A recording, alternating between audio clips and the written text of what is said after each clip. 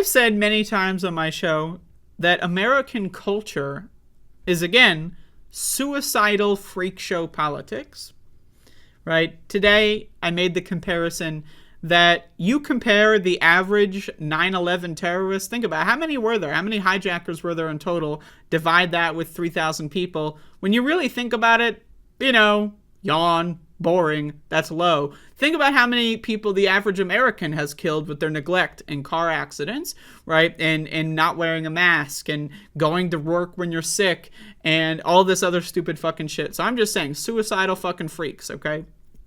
Now, American culture teaches us when you're sick, you got to work extra hard. You got to work through it. You got to get over it. Now, again, when you are sick, when you feel the onset of a sickness, that is the most important time to rest. Now, we also know paid sick days, if someone is sick, you pay them to stay home, increases productivity. How is that? You're paying them to stay home. How do we increase productivity? Well, every time they're going to, first of all, they're going to like you more. And when they like the employer more, they're more willing to put in higher amounts of effort. Second of all, they're not going to go to work and infect 3 to 4 other employees that are all going to basically work at a sluggish pace for the next week and a half, right? So they're protecting other aspects of the workforce, right? So now think about it. Paid sick leave. This is in the news a lot lately.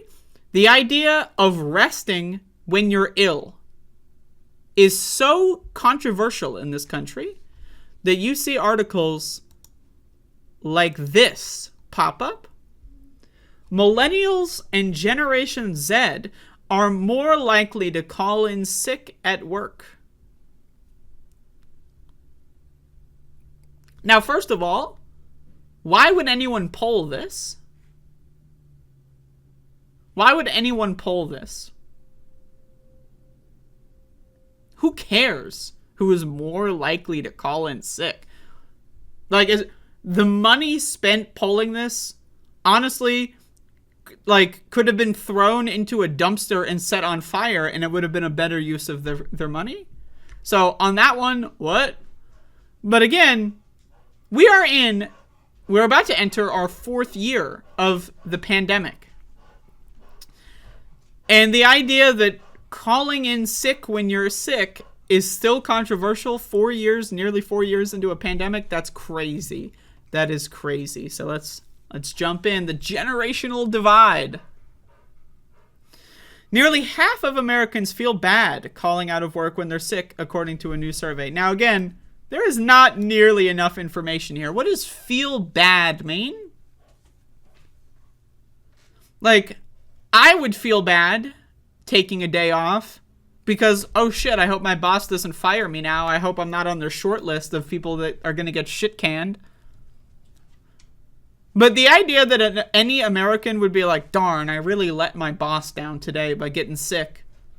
Like, now I'm going to hope that the bad feeling is out of fear and not like, darn, gee willikers, I really disappointed my boss and my coworkers today by being sick. Damn. Like, the idea that anyone could say that in their head or feel bad about that on like a personal responsibility angle to me is mind-blowing. So I hope it's just like a fear thing. Like, I hope they feel bad out of fear and that's it. The idea that someone would feel bad about calling in sick, I mean, Jesus fucking Christ. Okay? That's crazy. The poll of 2,000 U.S. adults revealed 41% are likely to call in sick at work the moment they feel themselves getting sick. Again, productivity-wise, purely GDP-wise, with the moment you think you're sick, calling out or going home, it's going to pay off the maximum dividends.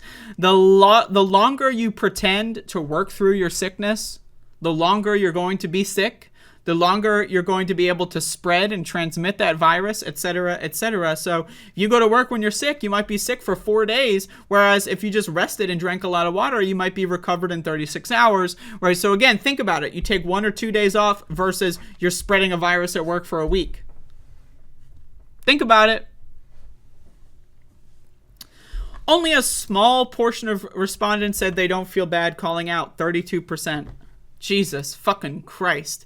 Or are likely to call out the moment they feel like they're getting sick, 36%. Gen Z and millennials were found to be the most likely to call in sick at work, 36% and 45% respectively.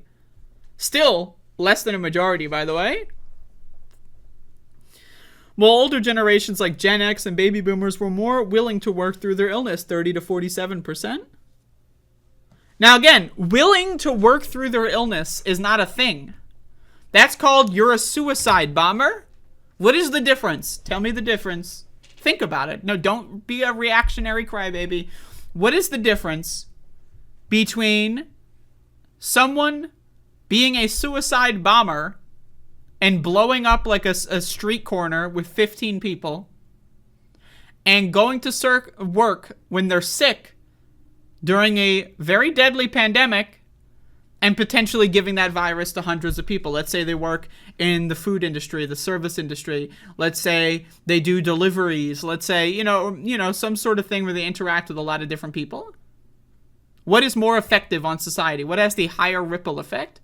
Suicide bomber on the street corner or someone going to work when they're sick? Think about it. Someone goes into CVS, right? One of the people there is working while they're sick. They're working through it. You're at CVS, you get you get a disease, you get the flu, you get COVID, you go home. Your immunocompromised aunt that lives with you because she's disabled and she can't afford to live on her own, all of a sudden she's dead now? Just because someone went and worked through. I mean, again, Americans are taught to become fucking morons. How on earth could someone actually feel genuine disappointment that I really upset my boss today? How is that possible? And you're telling me that's the majority of people? You're telling me the majority of people go like, shucks, I really let my crew down today. By not giving them a virus during a deadly pandemic, you let them down? I mean, again, this shit's crazy. I mean, fuck. Commissioned by Zicam brand and conducted by OnePoll, the study found 40% of people were reactive about their health pre-pandemic, only taking action for their health when they were not feeling well, while 32% were proactive, treating symptoms as they pop up rather than waiting to get sick. Now, again, think about this, by the way. What does treating symptoms mean? Think about it. Popping a Dayquil and going into the office is not treating symptoms, right? I mean, I guess it's treating symptoms in the sense that it treats the symptom, but it doesn't make you any less of a sick person. It just hides the sickness, right? It's like you have a messy like corner of the room and you just like put a blanket on the fucking junk pile. It's still there. You still got to clean it. It's just that it's not necessarily as hideous to look at, right? So I don't know about this. The polling question and the way it asked that is a little weird. 74% will do anything to prevent themselves from getting sick when they show a single symptom. That's just not true. Now, again, I say this as an actions speak louder than words kind of person. From the moment they show a single symptom, 74% claim they'll do everything in their power to prevent themselves from getting sick. Well, that's not the way. Just think about this, okay? Now, I'm going to give you an analogy. 74% of people, after being shot with a gun in their left thigh, will do anything that they can to avoid getting shot with a gun.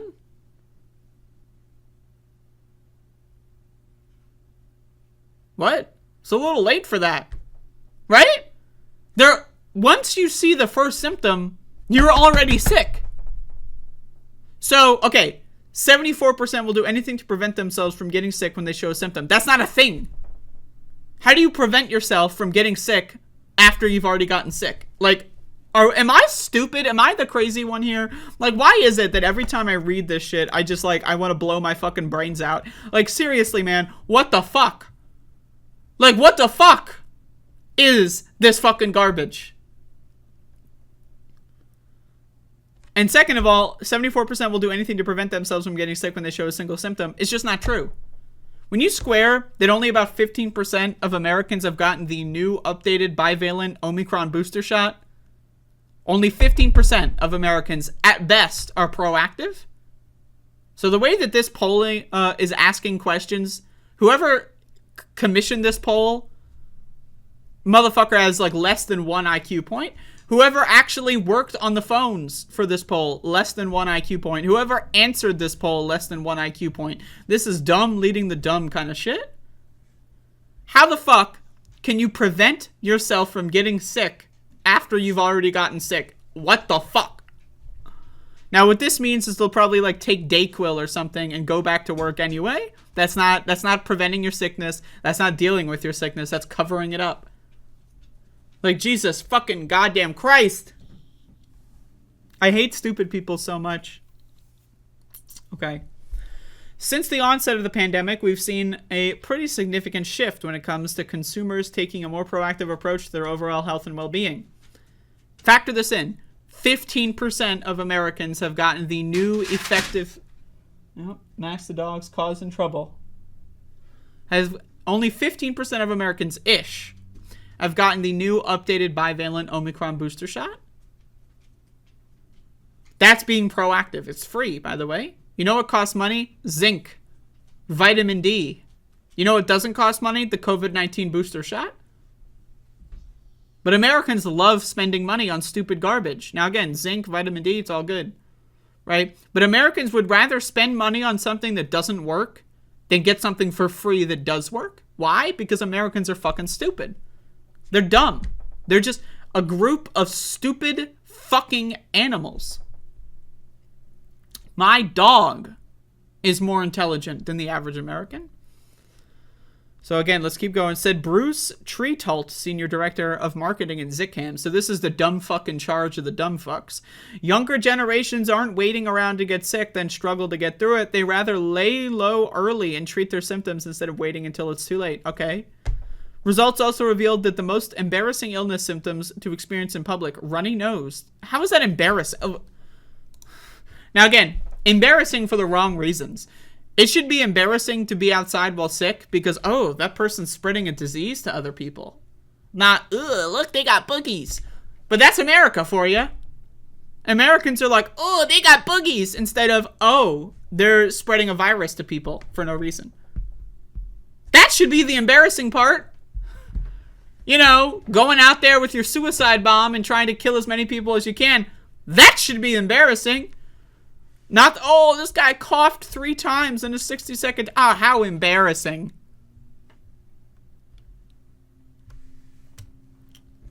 Jesus. How is having an upset stomach embarrassing, by the way? Like, what the fuck does that mean? Unless that means, like, diarrhea or something, but they're not going to say diarrhea because why be clear and concise about terms when we can use fucking vague, cloudy euphemisms for all of our fucking garbage? Since the beginning of the pandemic, 71% have found themselves self-conscious when they cough or sneeze in public. 61% will do almost anything to avoid coughing or sneezing in public.